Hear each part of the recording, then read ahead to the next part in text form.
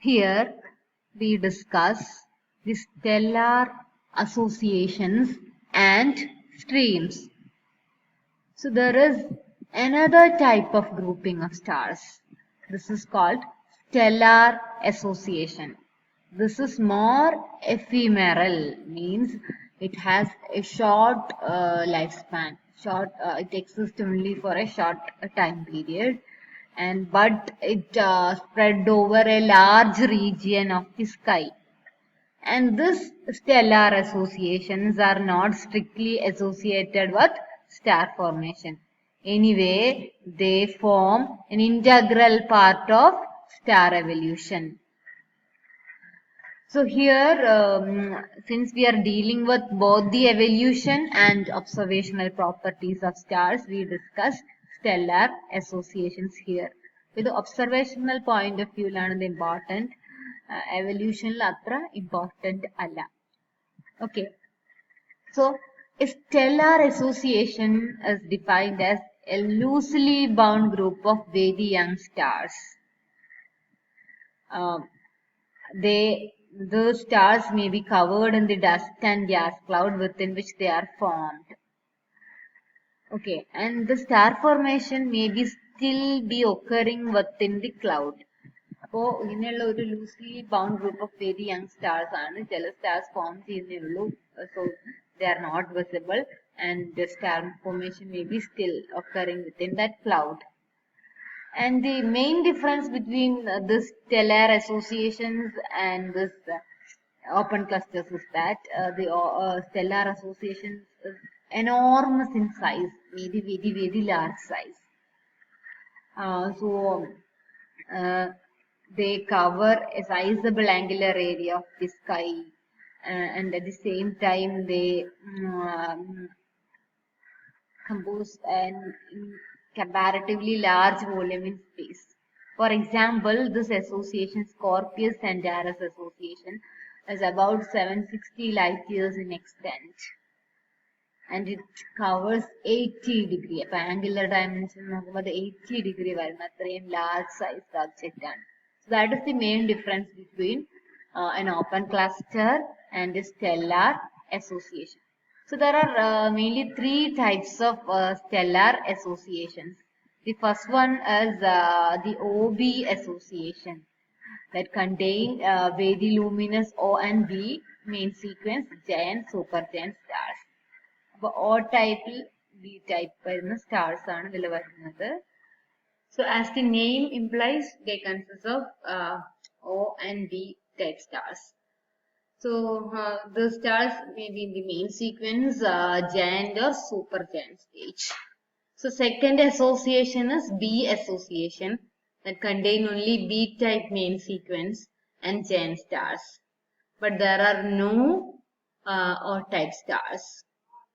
Okay, B type either main sequence or giant stage illulla varam. But O type stars B associations undavill. OB O and B will be there.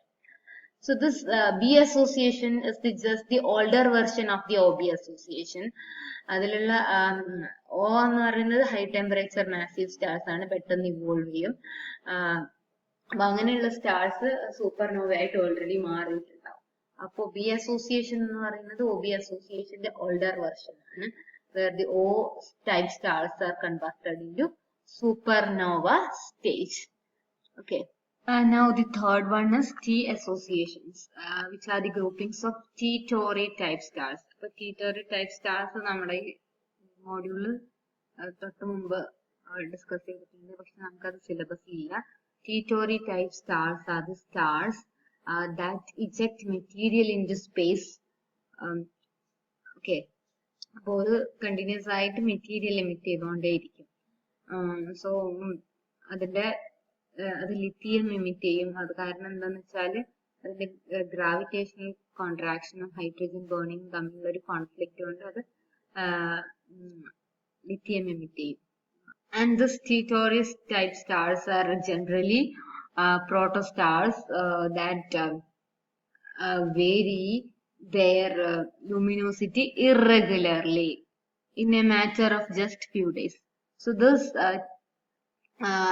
T-Tauri type stars are irregular variable stars that are still contracting and evolving towards being AFG type main sequence star.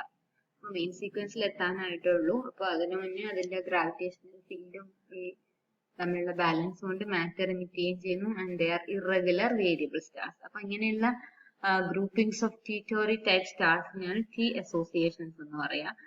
So ഈ T-Tauri type stars എന്ന് പറയുന്നത് പ്രോട്ടോസ്റ്റാറിന് just main സീക്വൻസിൽ എത്താനുള്ള സമയത്താണ്. So they are in there infancy.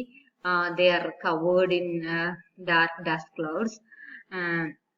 അപ്പൊ so അതുകൊണ്ട് തന്നെ അത് visible അല്ല. അപ്പോ ചില അസോസിയേഷൻസിൽ ഒന്നോ രണ്ടോ സ്റ്റാർസ് ഉണ്ടാവുമ്പോൾ മാത്രമേ അത് visible ആവുന്നുള്ളൂ. And the OB associations are enormous objects covering hundreds of light years. The O and B type stars giant molecular clouds ലാണ് ഫോം ചെയ്യാൻ നമ്മൾ പറഞ്ഞു. This giant molecular clouds are having a size of hundreds of light years, and therefore the corresponding OB association which is formed from it is also enormous in size. But the T associations are much smaller, only a few light years in diameter, and the T association sometimes is itself located within or near a OB association. The lifetime of an association is comparatively short. We have already discussed it. And the very luminous O-type stars, they are converted into supernova, and the gravitational effect of the galaxy may disrupt the association. So they